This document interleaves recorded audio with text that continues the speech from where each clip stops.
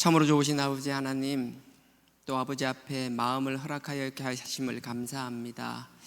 무엇보다 아버지를 사랑하는 저희들 되게 하여 주시옵소서. 사람을 의식하기에 앞서 아버지를 의식하는 저희들 되게 하여 주시옵소서. 우리가 믿는 바대로 행하는 자들 되게 하여 주시옵소서. 사랑을 위하여 수고하고 헌신하는 자들 되게 하여 주시옵소서. 소망 가운데 확신을 가지고 아버지의 뜻을 향하여 달려나가는 저희들 되게 하여 주시옵소서. 예수님의 이름으로 감사하며 기도드렸사옵나이다. 아멘. 찬송가 453장입니다.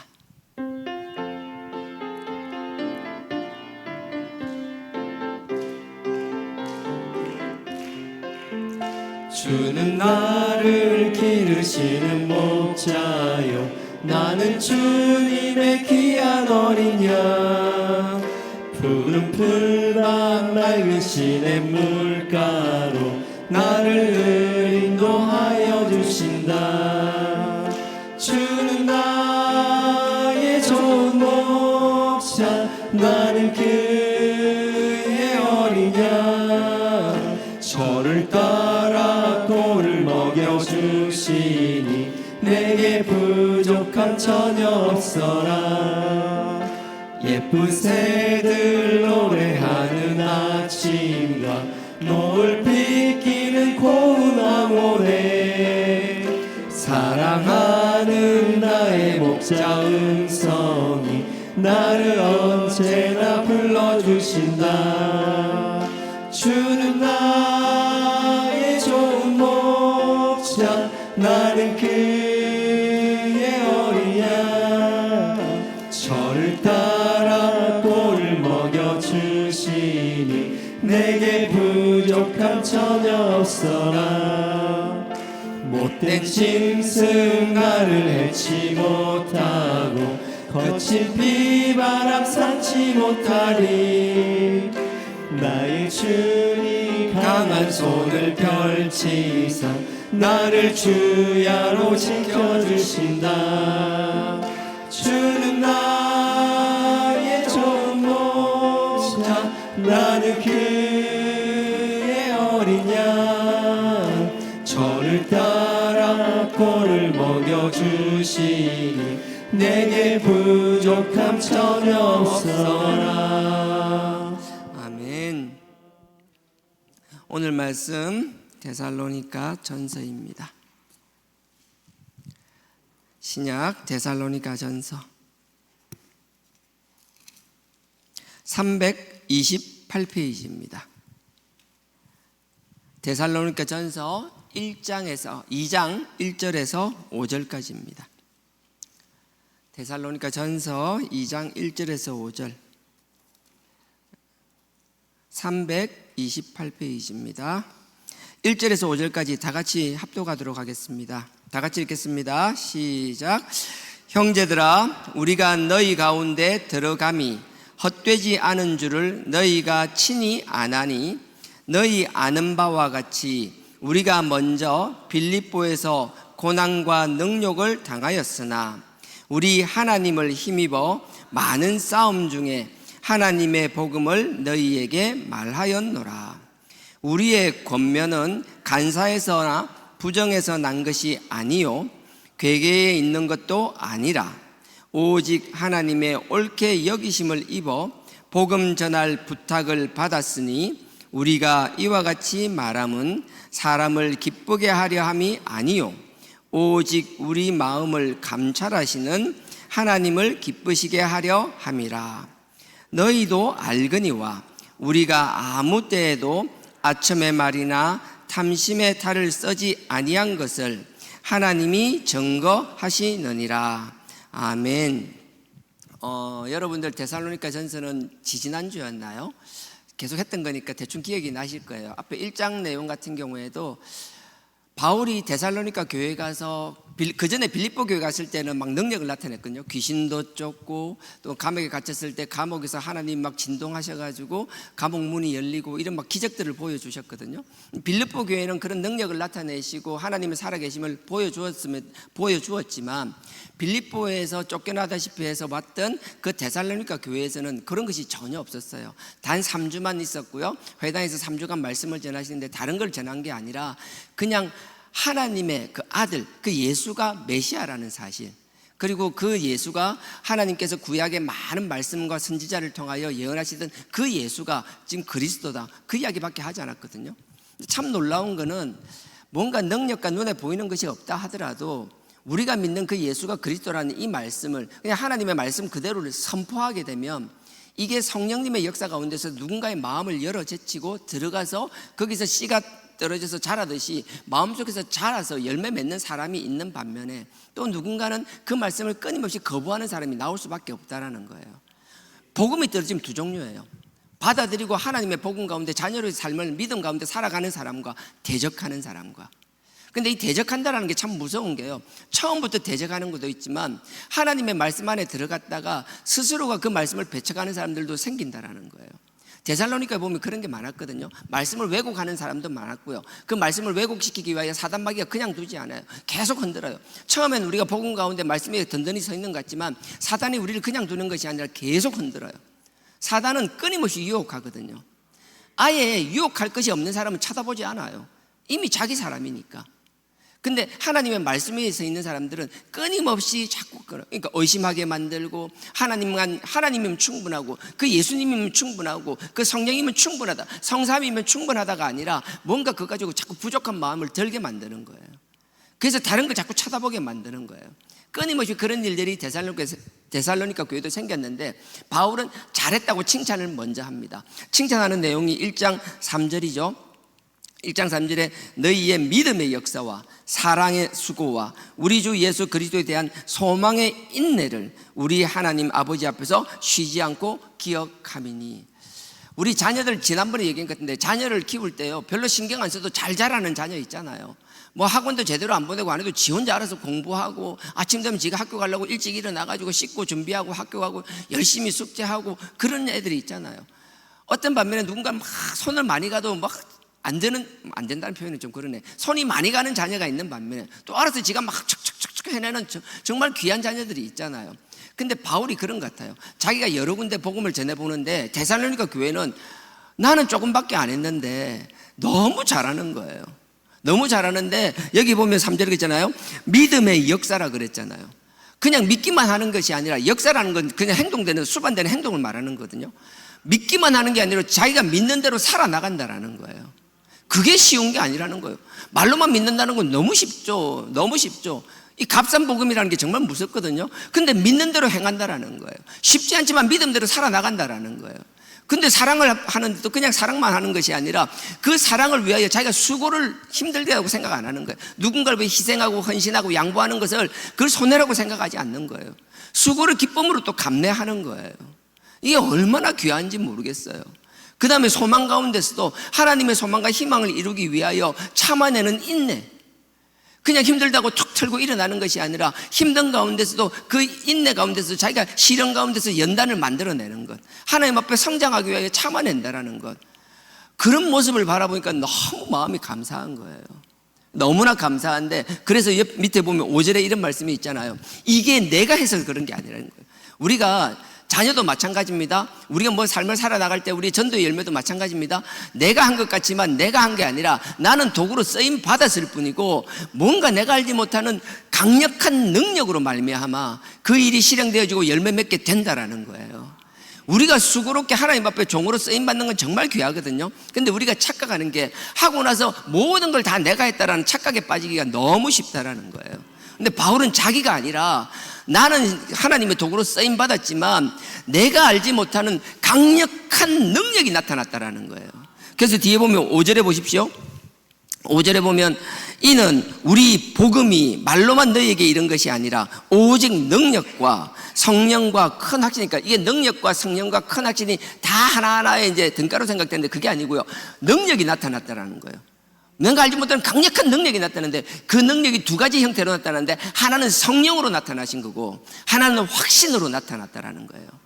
나는 복음을 전했을 뿐인데 이 복음에는 하나님의 능력이 들어있기 때문에 이 복음 속에 있는 하나님의 능력이 그 사람을 통하여 성령을 들어 쓰시는데 성령의 형태로 나타나는데 성령이 나타나면요 힘든 가운데 바울도 마찬가지잖아요. 너무 힘든 가운데 있었잖아요.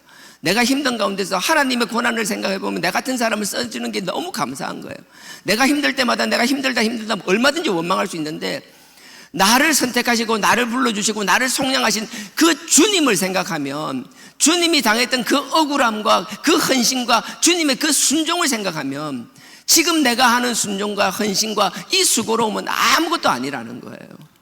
바울이 그게 느껴진다라는 거예요. 저도 마찬가지였거든요. 정말 크게지 않은 너무 많이 반복하니까 잘 이 일들을 겪으면서 처음엔 내가 왜 짜증나지만 주님을 생각하면 아무것도 아닌 거예요. 이 정도가 얼마나 감사한지 몰라요. 여러분들이 살아나가는 가운데서도 억울한 일이 생기고 답답한 일이 생기고 이해 안 되는 일들이 생길 수밖에 없을 거예요. 그때마다 우리가 비교의 대상을 누구를 세우든 사람을 세우면 한계가 있지만 주님을 묵상하면 묵상할수록 주님을 알아가면 알아갈수록 내 스스로가 그 주님에 대한 묵상, 주님 그 자체가 나를 치료하고 위로하고 회복시킨다라는 거예요.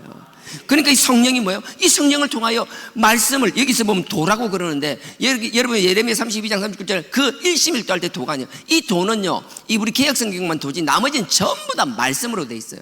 그냥 그 헬라어 원문 자체도 로고스 말씀이에요. 이 성령은요 말씀을 받을 때 사람을 기쁘게 한다라는 거예요. 이 복음이 전해지면 마음이 기뻐진다. 주님을 알게 되면 내가 힘든 가운데서 지금 핍박받을 때잖아요. 힘들고 환난과 핍박 가운데 있지만 이 복음을 전하게 되면 이 성령이 있는 그 복음은 나를 기쁘게 만든다라는 거예요. 그러니 그 데살로니가에 있는 사람들이 핍박 가운데서도 기뻐하는 것, 성령님을 통하여 기뻐하는 걸 보니까 너무 감사한 거예요. 보고 있으니 감사하고 그들을 변화시키는 하나님의 말씀 속에 있는 능력을 내가 경험하고 보게 되니 또 감사한 것이고 그걸 지금 막 자랑하는 거예요. 그 다음에 또 하나 확신을 이야기하잖아요. 9절 보십시오. 9절에 저희가 우리에게 대하여 스스로 고하기를 우리가 어떻게 너희 가운데 들어간 것과 우리가 너에게 어떻게 복음을 전하러 갔는지 너희 다 알지 않느냐 그 과정을 이야기하는 거예요. 지금은 얘기하지 않겠습니다. 들어간 것과 너희가 어떻게 우상을 버리고 하나님께로 돌아와서 나는 3주밖에 말씀을 전하지 않았는데 이 3주간의 강력한 능력의 말씀이 이 성령의 역사가 너희들에게 확신을 주었는데 여러분 당시에 우상을 버린다라는 건 그냥 우리처럼 이건 믿어도 그만 저거 믿어도 그만 그게 아니었어요. 그들이 믿는 그 우상이라는 건 자기의 삶뿐만 아니라 자기의 영원한 내재까지 모든 것을 주관하는 그 우상을 벗어나서는 어떤 것도 상상할 수 없고 우상을 벗어나서는 아무것도 할 수 없는 100% 전적으로 그 속박되어 있는 도저히 자기 스스로는 그걸 끊어낼 수 없는데 이 하나님의 말씀 복음이 들어가니까 자기들의 모든 것이 있던 그 우상을 끊어버리고 돌아서게 만들었다라는 거예요. 그런 결단을 할 수 있는 그 확신을 준 것이 하나님의 능력이고 말씀의 능력이라는 거예요. 그래 우리가 복음을 전하면 우리가 그 사람을 바꾸는 게 아니라 이 살아 역사하시는 능력의 말씀이 우리 속에 들어가면 성령님과 함께 내재하면서 움직이면서 그 사람이 확신을 가지게 하고 결단하게 만든다라는 거예요. 그걸 경험하는 거예요. 우리 복음에 우리나라도 마찬가지잖아요. 우리나라 한국도 조선시대 때 복음이 들어왔을 때 그 척박한 유교라는 말도 안 되는 그 우상과 그 켜켜이 쌓여있던 그 삶을 도저히 이 유교를 벗어나서 살아나갈 수 없는 그 현실 속에서도 목숨을 걸고 확신을 가지고 결단을 하고 그 말할 수 없는 그 고난을 기쁨으로 감내하는 사람들이 생기기 시작했잖아요. 남들은 미쳤다고 그랬잖아요. 정말 소수의 사람들이었잖아요. 손가락 재놓고 다 정신 나갔다 그랬잖아요. 하지만 그 복음의 능력이 그들의 피의 씨앗들이 번져나가기 시작하니까 어느 순간 때가 되니까 하나님께서 그 복음이 막 들불처럼 번져나가기 시작하게 만들었잖아요. 이게 하나님의 능력이고 확신이라는 거예요. 이게 성령의 능력이라는 거예요. 이걸 경험하니까 어찌 기쁘지 않을 수가 있냐라는 거예요. 그래서 또 한 가지 이야기합니다. 내가 너네들에게 전했던 복음은 그 예수가 하나님의 아들이고 그 예수가 메시아이고 그리스도임을 선포했는데 그 하나님의 아들인 예수가 죽고 부활할 것이다. 우리는 이 땅에 소망을 두는 것이 아니라 이 땅에서도 하나님이 우리에게 주셨기 때문에 우리의 삶에 최선을 다해야겠지만 우리의 궁극적인 목표는 이 땅이 아니라 하나님께서 우리를 위해 준비하신 새하늘과 새 땅이라는 걸 이야기했더라고요. 그러니까 그들이 그 말도 안 되는 걸 믿고 아멘으로 화답하고 그렇게 믿음으로 역사를 그렇게 살아나간다라는 거예요. 근데 이게 뭐든지 과하면 안 되는 거예요. 하나님의 복음이 전해지고 전해졌을 때는 우리가 그 말씀 가운데서 하나님이 그 말씀이 지금 우리에게 어떻게 적용되는지를 알아야 되는, 그게 하나님의 지혜가 있어야 되는데 이게 단편적으로만 말씀을 받아들이기 시작하면 자꾸 오해하기 시작하고 말씀이 왜곡되기 시작한다는 거예요. 그게 10절이었어요. 10절에 지금은 칭찬입니다. 10절 또 죽은 자들 가운데서 다시 살리신 그의 아들이, 그 예수를 말해요. 예수님께서 죽으셨다고 부활하잖아요. 다시 살리신 아들이 하늘로부터 강림하심을 기다린다는, 부활을 이야기하고 재림을 이야기한 거예요. 그 아들이 고난받고 죽으시고 3일 만에 부활하셨다가 하나님께서 성천하셨잖아요. 성천하시고 나서 우리를 심판하기 위하여 다시 재림하신다는 것, 그들은 그걸 너무나 믿었어요. 감사한 일이에요. 근데 그 뒤에 보십시오. 강림하심을 기다린다고 말하니 이는 장래의 노하심에서 우리를 건지시는 예수니라. 심판하러, 우리가 하나님의 노하심은 뭐예요? 예수님의 노하심은 심판한다라는 거예요. 참과 거짓을 구분하러 온다라는 거예요. 그때 오실 때 그걸 하나님께서 우리가 이렇게 하시니까 하나님께서 예수님을 보내주시고 예수님이 이제 부활하시고 성천하셨고 이제 재림하실 거를 가르치는 거예요. 지금은 칭찬이에요. 근데 잘 보십시오. 이 칭찬이 불과 몇 개월 지나지 않아서 어떻게 되는지를 보세요. 요것만 하나 끼워 놓으시고 바로 뒤에 데살로니가 후서요. 후서 3장 10절. 얼마 가지 않았어요. 그래서 하나님께서 우리에게 항상 말씀을 주시면 그 말씀이 우리에게 어떻게 적용되는지를 알아야 되는 거고, 그래서 여러분들이 말씀을 혼자 보는 것도 중요하지만 항상 말씀은 우리 그런 얘기 많이 하잖아요. 제가 고궁을 가봐도요, 혼자 여러 번 가서 보는 것 한계가 있어요. 근데 잘 준비된 해설하는 사람이 설명을 하나하나 해주면 여태까지 내가 알았던 거 그건 뭔가 싶어요. 보이지 못하던 것이, 알지 못하던 게 막, 보이지 않던 것이 막 보이기 시작하고요.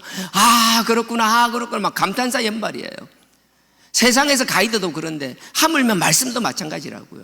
여러분들도 여러분들이 아는 만큼 그게 있는 것이 아니라 여러분들보다 하나님 앞에 더 많은 말씀을 묵상한 사람이 있으면 그들을 통하여 말씀을 배워나가고 알아나가는 것이 얼마나 귀한 복인지 몰라요. 그래서 더 큰 복은 뭔지 아세요? 크든 작든 내가 깨닫고 아는 것을 가르치는 것, 얼마나 큰 축복인지 몰라요. 듣기만 하는 사람은 작지만 가르치고 전하는 사람은 완전히 달라요. 그거 아세요? 내가 들으면 다 아는 것 같지만 막상 가르치려면 아는 게 없다는 걸 그때 알잖아요. 그러니까 여러분들, 그래서 우리 교회도 그런 모임에 조그마한 소그룹들도 많이 생기고 말씀을 같이 보고 말씀을 나누고 이런 것들도 많이 생겼으면 좋겠어요. 우리가 듣기만 하면요, 귀만 커지니까 남만 판단만 하지 자기 수준이 어느 정도고 말씀이 자기한테 어느 정도 체득됐는지를 알지를 못해요. 뭐 거창하게 아는 것 같지만 막상 아는 것도 없어요. 뭐 앞뒤도 모르고 무슨 상황인지도 몰라요. 그냥 자기 하고 싶은 대로만 하는 거예요.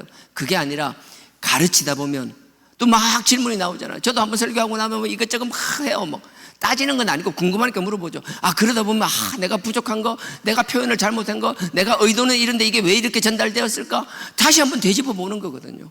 그게 반복될수록, 그게 다듬어질수록 하나님의 말씀에 불순물을 빼내고 하나님의 말씀을 온전히 전하게 되는 과정인 거거든요.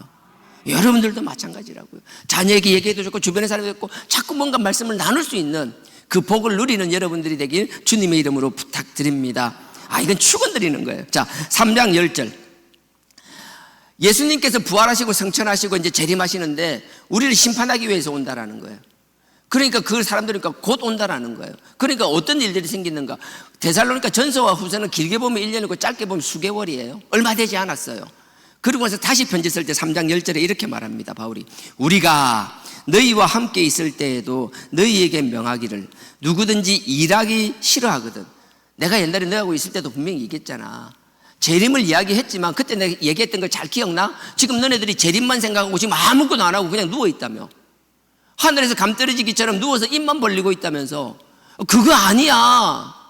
지금 다시 이야기하는 10절. 우리가 너희와 함께 있을 때에도 너희에게 명하기, 옛날에 분명히 얘기했다라는 거예요. 명하기를 누구든지 일하기 싫어하거든 먹지도 말게 하라 하였더니.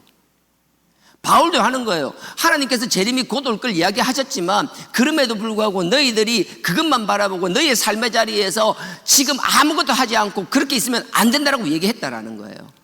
근데 사람들이 참 신기한 게요, 그 말보다는 당장 주님께서 재림하시고, 재림하시면 심판하시고, 심판으로 주님이 오시는데 내가 지금 이렇게 살면 안 되지, 밖에서 막 돈 벌러 다니고 열심히 일하고 이럴 때가 아니지, 주님 맞을 준비하고 있어야지. 그러면서 아무것도 안 하고 있는 거예요. 그러니까 11절에 보십시오. 우리가 들은즉 너희 가운데 규모 없이 아무 생각 없다라는 거예요.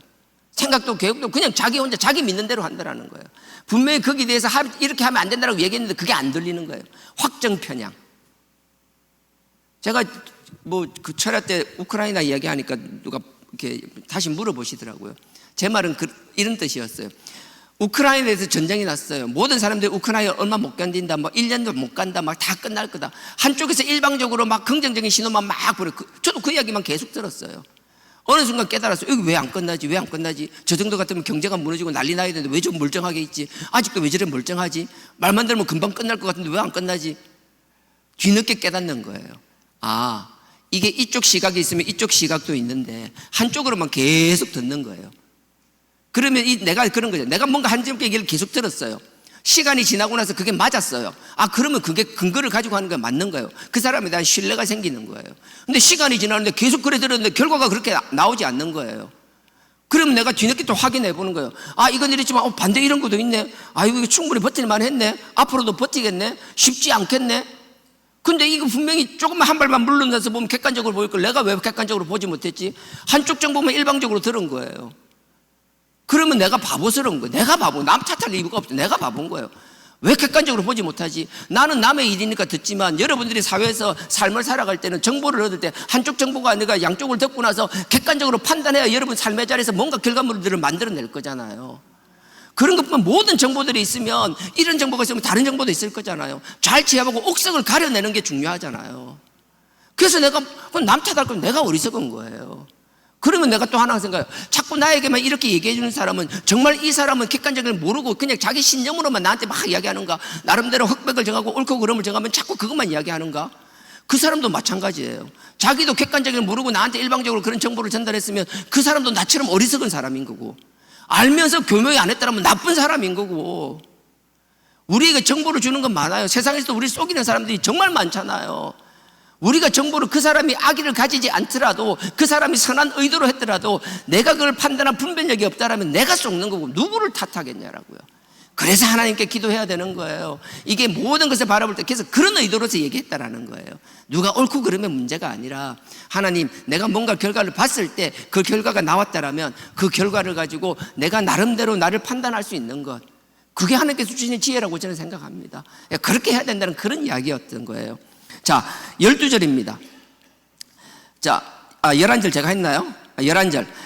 우리가 들은즉 너희 가운데 규모 없이 행하여 도무지 일하지 아니하고 일만 만드는 자들이 있다 하나니. 분명히 일을 하라 그랬어요. 자기 삶에서 최선을 다하라 했어요. 여러분들 요한복음 15장도 마찬가지. 15장 8절 같은 경우에도요, 너네들이 열매를 맺어야지, 과실을 맺어야지, 그 과실로 하나님께 영광 돌린다고 했잖아요.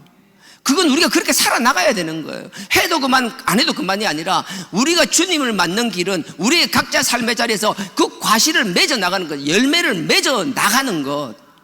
하나님께서, 예수님께서 재림하시면 우리를 심판하실 거 다른 거 아니에요. 우리의 삶의 자리에서 우리가 어떤 열매를 맺고 있는지를 보시는 거라고요. 자꾸 남의 자리에 가 있을 이유가 없더라고요. 지금 내 자리에서 내가 할 일이 뭐냐라는 거예요. 근데 이게 안 되는 사람은 뭐예요? 자기가 일을 안 해요. 안 하는 거로 끝나는 게 아니라 누군가에게 자꾸 짐이 되는 거예요. 그러니까 지금 책망하시는 거잖아요.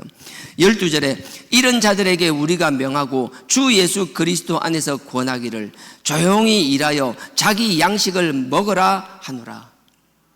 너 자꾸 가지 말고 네 일 열심히 하고 있으라는 거예요. 우리는 그 열매로 그 나무를 판단한다고 그랬잖아요. 예수님께서 마태복음 7장에 산상수훈할 때 맞았잖아요. 주님께서 우리를 판단하실 때도 마찬가지일 거라고요. 우리의 열매로 우리를 판단하시고 우리를 심판하실 것이라고요. 그럼 그때가 언제냐라는 거예요. 그때에 대해서는 이미 주님께서 여러 번 얘기했어요. 대표적인 게 사도행전 1장 6절 7절도 마찬가지고요. 제자들이 성천하시는 주님에게 말하잖아요. 때가 언제냐니까 그 신경 쓰지 말고 네 일이나 열심히 하고 있으라고 얘기하시잖아요. 여러분 마태복음 24장에도 종말을 이야기하잖아요. 도대체 종말의 때가 언제냐고 물어보잖아요. 마태복음 24장을 한번 찾아보겠습니다. 마태복음 24장 21장의 예루살렘에 입성하는 겁니다. 22장에 잔치에 대한 이야기 나오고요. 그 다음 23장에 화 있을 바리새인 서기관들에 대해서 막 이야기하는 거예요. 그리고 나서 24장요. 종말에 대해서 이야기하는 거예요. 24장 같은 경우는요, 그 감람산 강화라고도 그래요. 예수님께서 이렇게 마지막 날 주간이었어요. 예수님께서 이제 십자가를 지시러 들어간 예루살렘에서 마지막 주간인데, 목요일 날 저녁에 이제 잡히시잖아요. 수요일 날은 주님께서 아무 사역도 안 했어요. 그러니까 실제로 주님께서 움직이신 건 화요일이 마지막이에요. 화요일 날 모든 일을 마치고 이제 예루살렘 성전에서 예수님께서 나오시는 중이었어요. 예루살em 성 밖으로 탁 나오니까 그때 헤롯 성전을 40년간 짓고 있었잖아요. 그 제자들이 물어보는 거예요. 예수님, 와, 하나님의 성전 너무 아름답지 않냐고. 주님께서 별 말씀이 없어요. 그러면서 다시 탁 쳐다보면서 그러는 거예요. 저거 돌 위에 돌 하나라도 남는 거 없을 거야. 제자들이 깜짝 놀라죠.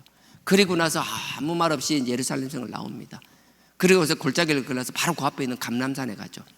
마치 제가 여러분들 것처럼 가게 여기 골이 있듯이 예루살렘 성을 나가서 골짜기를 지나서 탁 올라가 감람산에, 여러분들이 그 자리에서 이제 예루살렘 성을 이렇게 쳐다보고 있는 거예요. 예수님이 여러분처럼 다 앉은 거예요.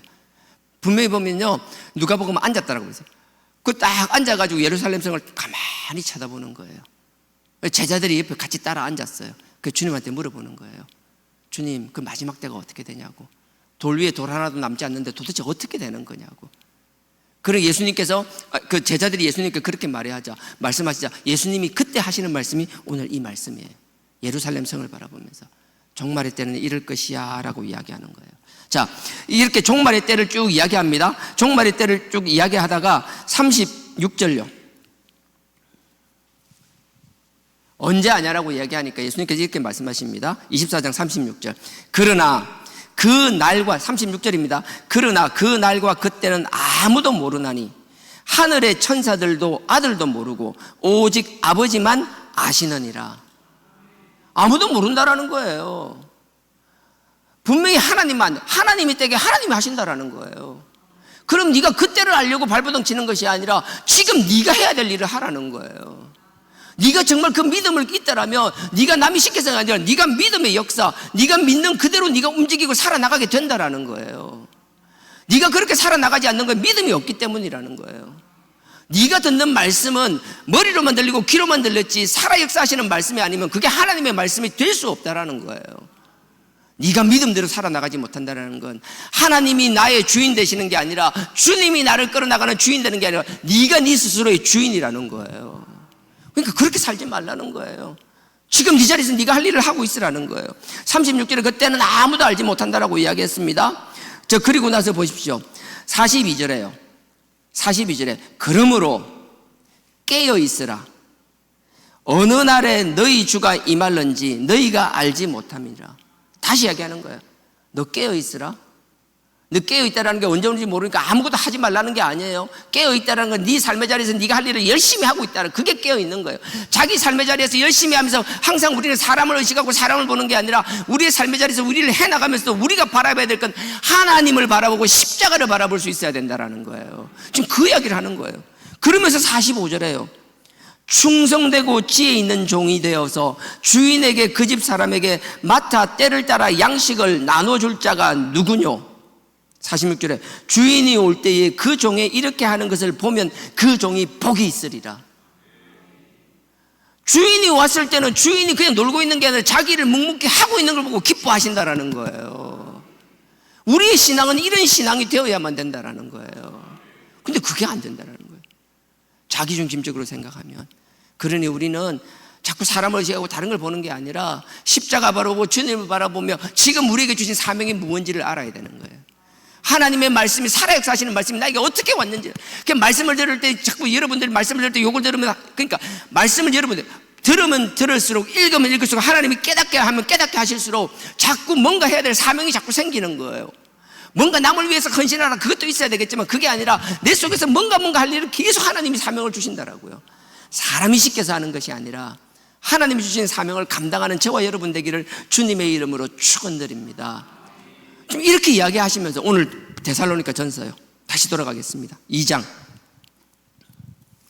1장 내용이 이런 거예요. 지난주 다 이야기 못했던 거 보충한 거예요. 요 내용을 가지고 이제 2장이 시작되는 겁니다. 예. 데살로니가 전서 2장. 2장 1절입니다. 형제들아, 우리가 너희 가운데 들어감이 헛되지 않은 줄을 너희가 친히 아나니. 야, 내가 들어가서 너에게 복음을 전했는데 지금 이런 조금 전에 이야기했던 거, 지금까지 얘기했던 거, 이 이야기를 들으니까 너무 마음이 뿌듯한 거예요. 내가 의미 없는 게 아니구나. 너네들도 믿음 가운데 역사한다고 했는데, 믿음대로 행한다 했는데, 나도 하나님이 주신 그 믿음, 주님이 주신 그 믿음을 가지고 했는데 이런 열매가 맺히는 걸 보니까 내가 헛살한 게 아니구나. 내가 헛짓하고 있는 게 아니구나. 나는 부족한 것 같지만 역시 하나님께서, 성령님께서 살아 역사하시게 하는구나. 하나님의 복음이 역시 살아서 역사하시는구나. 그렇게 스스로 느낀다라는 거예요. 여러분들도 마찬가지. 복음을 전하고 누군가가 했을 때, 복음을 제시했을 때 다 그들이 받아들이는 건 아니지만 누군가가 받아들이고 열매를 맺은 걸 볼 때마다 여러분이 얼마나 뿌듯한지 알잖아요. 영혼을 살리는 것만큼 뿌듯한 게 어디 있어요. 나는 지금 내 자녀도 못 살려서 죽겠는데 지금 언젠가 때가 되면 깨지고 하다가 돌아올 줄 믿습니다. 제발 멀쩡하게 살아서 걸어 돌아왔으면 좋겠어요. 들으면 안 되는데, 여하튼 여러분들 복음을 전한다는 게 얼마나 귀한지 몰라요. 바울도 똑같이 고백하는 거예요. 헛되지 않은 줄을 너희가 친히 아나니. 2절입니다. 너희 아는 바와 같이 우리가 먼저 빌립보에서 고난과 능욕을 당하였으나. 너네 알잖아. 너네 데살로니가 가기 전에 빌립보에서 어떤 일이 있었는지 알잖아. 막 매 맞고 막 채찍을 맞고 태장을 맞고 그리고 감옥에 갇히고 너네들도 다 알잖아. 빌립보에서 고난과 능욕을 당하였으나 우리 하나님을 힘입어 많은 싸움 중에 하나님의 복음을 너희에게 말하였노라. 보세요. 여기서 보면 너희들이 안다고 해서 우리 하나님을 힘입었다라는 거죠. 그리고 나서 싸움 중이라잖아요. 하나님의 힘을 힘입어 복음을 전한다는 건 쉬운 길이 아니라는 거예요. 여기서 보면 뭐예요? 싸움, 전쟁, 전투란 용어예요. 복음을 전하는 것, 우리 삶의 자리에서 우리 사명을 감당하는 건 전쟁과 같은 거예요. 우리 사회생활하는 사람도 그렇게 얘기했잖아요. 우리 삶의 자리는 전쟁터라고. 우리 복음을 전하는 우리 삶도 마찬가지예요. 만만한 거 없을 거라고요. 바울은 복음을 전하는 게 그 전쟁터와 같았어요. 우리는 삶의 자리에서 우리 일을 감당하는 것, 우리에게 주어진 하나님의 사명과 과업을 순종하며 따라가는 것, 그거 결코 쉬운 거 아니라는 거예요. 여러분들에게 전쟁과 같은 하루하루 날들일 거라는 거예요. 그러니 여러분들이 나가서 그 전투 가운데 힘들었을 때, 부딪히고 깨지고 피 흘리고 돌아왔을 때 여러분들을 위하여 끊임없이 하나님의 말씀을 선포하며 그 말씀이 여러분들의 마음과 상처를 치유하는 것이며 여러분들을 회복시키는 줄 믿습니다. 그러니 여러분들에게 잠깐 달콤한 말로 여러분들을 위로할 수 있지만 그것이 중요한 것이 아니라 여러분들의 영과 혼을 살리는, 육을 살리는 저 십자가의 선명한 복음이 선포되어질 때 당장 여러분들한테 듣기 싫으며 마음에 아주 쓴 약처럼 느껴질 수 있겠지만 결국 그 말씀이 여러분들의 영과 혼을, 육을 살려낼 줄 믿습니다. 우리는 싸움과 같은, 전쟁과 같은 삶을 살아나가는 거예요. 그래서 싸움 중에 하나님의 복음을 너희에게 말하였노라. 나도 그랬고 너희도 그럴 거라는 거예요. 3절에요. 우리가 권면은, 이 권면이란 단어는 가까이 있다라는 말과 부르다라는 말의 합성어예요. 가까이 부르는 거예요. 혼내려고 부른다는 게 여기서는 위로하고 격려하기 위해서 부른다는 거예요. 여기서 권면하니까 이리 와봐, 가까이. 옆에 가까이 두는 거예요. 가까이 부른다는 건 거리가 힘이라고 권력이라고 그러잖아요. 그러니까 가까이 부르는 거예요. 잘못된 거 있으면 그걸 가지고 버리려고 하니까 너 이거 조금만 고치면 좋겠어. 이건 너무 잘했어. 위로하고 격려하고 옆에서 등 두들겨주고 어깨에 손 올려주고 그렇게 한다는 게 이 권면이라는 거예요. 우리가 너에게 그렇게 권면을 했다라는 거예요. 우리가 권면할 때 잘 생각해봐. 내가 너희들을 불러서 이렇게 위로하고 격려하고 했을 때 우리가 왜 너네들을 그랬냐는 거예요. 너네들을 불러서 가까이 갖고 살갑게 가서 내가 부딪히는 이유가 무엇이냐라는 거예요. 그 뒤에 설명이 나오는 거예요. 간사에서나 부정에서 난 것이 아니요. 간사하다라는 건 순수하지 않다라는 거예요. 거짓되었다라는 거예요. 오염되었다라는 거예요. 내가 너희들에게 위로하고 격려하면서 전했던 것은 오염되거나 부정하거나 더러운 것이 아니라는 거예요. 순수한 것을 전했다라는 거예요. 나는 너희가 하나님 앞에서 순수하기를 원한다라는 거예요. 내가 너희에게 전한 건 그거야. 그리고 나서 뒤에 부정하는 건 윤리적 도덕적으로 부족함이 아니라는 거예요. 내가 너희들에게 얘기한 게 너희 도덕적으로 윤리적으로 부도덕한 걸 가르치더냐? 아니지 않느냐? 몇 절에요? 내가 3절에 간사함에서 나오거나 부정하에서 난 것이 아니요. 그 다음에 괴계에 있는 것도 아니라. 괴계는 내가 너네들을 이익의 도구로 삼는다라는 뜻이에요. 여러분 요한복음 10장 그 10절에도 그렇잖아요. 도적이 온 것은 도둑질하고 죽이고 빼앗기 위해서 온 것이고 나는 너에게 생명을 주고 더 잘되게 하려고 왔다 그랬잖아요. 괴계라는 게 내가 너희들을 이익의 도구로 삼으려고 하는 게 아니라는 거예요. 나는 너네들이 잘되고 생명을 얻고 더 잘되기를 원하는 것이지 너희가 나의 이익의 수단이 결코 될 수 없다라는 거예요. 당시에 많은 철학적이나 종교는 뭔가 하면 그들의 피를 빨았더라고요. 그들의 영적인 문제를 건드리며 그들의 문제를 지적하면서 여기서 벗어나면 다 죽을 것처럼 공갈을 협박하면서 그들의 모든 것을 착취하는 종교였더라고요. 하나님은 그런 분이 아니라고 이야기하는 거예요. 내가 지금 너에게 이야기하는 건 그런 걸 이야기하는 게 아니라는 거예요. 그러니 네가 하나님과의 관계가 바로 되면, 네가 기쁨이 찬다라면, 네가 즐거움이 가득한다라면, 하나님이 주신 네가 복을 누리기 시작한다라면, 이건 누가 이래라 저래라가 아니라 네가 기쁨 가운데서도 하나님의 필요를 알 것이며 하나님의 역사를 위해 필요를 네가 채우게 될 것이라는 것이지, 그게 나의 이익을 위해서 그렇게 하는 게 아니라는 거예요. 그래서 괴계에 있는 것도 아니라 4절에 보십시오. 오직 하나님의 옳게 여기심을 입어. 옳게 여겼다라는 건 그거예요. 여러분들 보면 베드로전서 1장 7절에 지난번에도 얘기했는데, 우리가 믿음 가운데 시련 연단 받는다 했잖아요. 연단이 금이나 은이나 불순물을 빼내는 걸 연단 시련이라고 그러잖아요. 여기서 보면 말이 근데 단어가 똑같은 단어예요. 오직 하나님의 옳게 여기심을 입었다라는 건 하나님이 나를 연단했다라는 거예요. 내가 하나님 가운데 이 고난 가운데서 원망하고, 처음에는 힘들잖아요. 주님의 복음을 전하는데 왜 이리 힘든 일이 생기는지 모르잖아요. 끊임없이 원망하고 불평할 수 있잖아요. 근데 그 가운데서도 주님을 묵상하면 묵상할수록, 주님에 대한 생각이 깊어지면 깊어질수록, 아, 이거 아니다, 주님은 나보다 더한 일에 순종하셨다. 그러니까 나의 불순물, 나의 원망하고 불평하고 자꾸 사람과 비교하며 사람에게 상처받는 것이 자꾸 빠져나가기 시작하는 거예요. 어느덧 나의 불순물들이 빠져나가니까 내가 시련 가운데 정죄돼서 하나님 앞에 정금과 같이 되니 하나님이 나를 불러주셨다라고, 그리고 지금 나를 써주신다라는 거예요. 첫술에 배부를 수 없지만 그 과정이 반드시 있어야 된다라는 거예요. 여러분들 사람 키울 때도 마찬가지예요. 자식 키우면 첫술에 배부르나요? 아니요. 이거 언제 그같이 바쁘려 할지 상상도 안 되잖아요. 근데 그 가운데서도 하나님이 주시는 즐거움과 기쁨이 있기 때문에 그 부족한 것밖에 없는 자녀를 키우는 가운데서도 기쁨만 기억이 남잖아요. 물론 아픈 것도 있지만 다 지우고 기쁜 것만 하고, 언젠가 하나님이 그걸 하시는 소망을 가지고 키우잖아요. 시간이 걸립니다. 그렇지만 그것 때문에 결코 낙심하거나 포기하지 않기를 주님의 이름으로 축원드립니다. 이 마찬가지, 연단하고 시련받는다라는 거. 4절, 오직 하나님의 옳게 여기심을 입어 복음 전할 부탁을 받았으니. 내가 시련과 연단되니까 하나님이 나에게 사명을 시킨다라는 거예요. 그냥 두지 않는다라는 거예요. 내가 연단되고 점검같이 재련되어 있으면 하나님이 나를 그냥 버려두지 않는다라는 거예요. 하나님이 필요해서 나를 쓰신다라는 거예요. 부탁을 받았으니 우리가 이와 같이 말하면 사람을 기쁘게 하려 함이 아니요 오직 우리 마음을 감찰하시는 하나님을 기쁘게 하려 함이라. 여러분 갈라디아서 1장 1절도 알잖아요. 사람을 기쁘게 하랴, 하나님을 기쁘게 하랴. 사람을 기쁘게 하면 그리스도의 종이 아니니라. 하나님의 종이면 당연히 그래야 되는 거고, 여러분들도 마찬가지예요. 사람을 기쁘게 하는 것이 아니라 하나님을 기쁘게 하라는 거예요. 그럼 사람 무시하냐, 인간관계 무시하냐? 결코 아니라는 거예요. 여러분 삶의 자리에서 여러분들을 증명하기 위해서는 그들과의 관계도 중요하고 지혜롭게 그 관계를 유지해 나가야 되는 거예요. 하지만 그 관계 때문에 우선순위가 바뀌면 안 된다는 거예요. 그 환경 때문에 눌리는 것이 아니라 그 가운데서도 하나님을 기쁘시게 하는 삶을 살 수 있어야 된다는 거예요. 나는 여러분들 충분히 우리는 그렇게 해낼 줄 믿습니다. 내 힘으로 하는 것이 아니라. 지난주는 우리 청소년부 막 기도하는 소리 막 토요일날 막 밤늦게까지 주말까지 들리니까 너무 좋았어요. 지난주는 집회 기도 소리로 꽉 차 있었잖아요.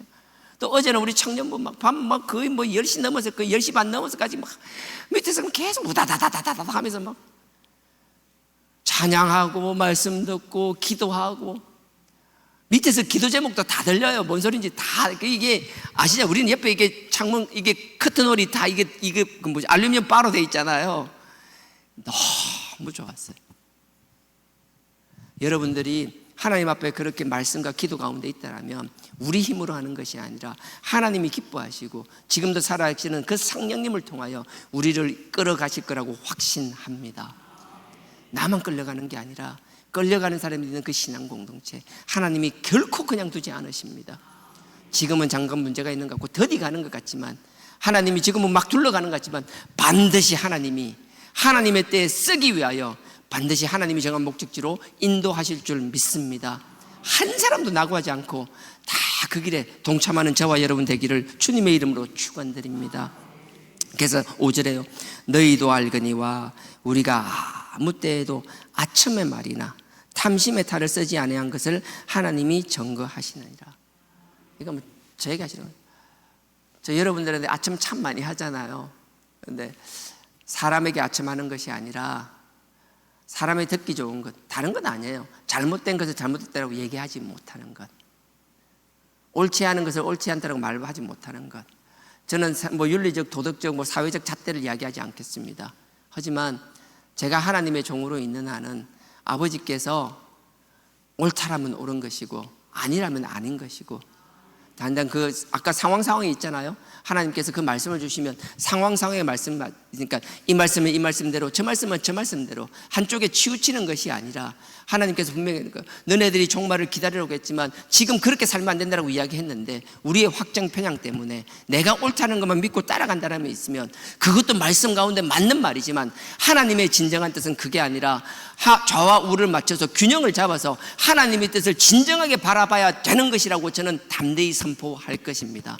하지만 저의 선포가 말씀을 벗어났다라면 여러분들이 또 책망하시고 서로 권면하면 되는 것이고, 아니라면 하나님의 말씀 가운데서도 하나님의 사랑 가운데서도 서로 권면하며 나를 세워가며 영원한 저 천국을 위하여 나아가는 우리 주하나 신앙 공동체가 되기를 주님의 이름으로 축원드립니다.